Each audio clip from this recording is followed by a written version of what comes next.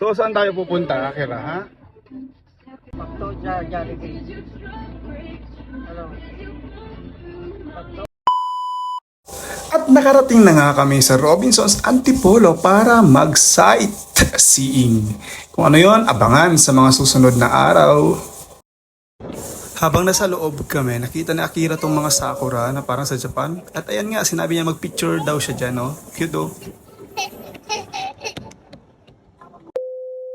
After ng mga ilang paglalakad, ayan, napagod nga siya. Tinanggal yung chinelas. Ano pa na, Joe? Oh, in fairness, maganda siya. Yung sa two-part zona. Ang ganda, ah. Ang ganda. Ay. Tapos may mga nadanaanan kaming kakanin and as Ilocanos, mahilig talaga kami sa mga kakanin. And ito na nga, bumili kami ng konti. Kunti lang kasi walang pera eh. Akira. Akira. Ano yan? Jollibee o McDo? Yan.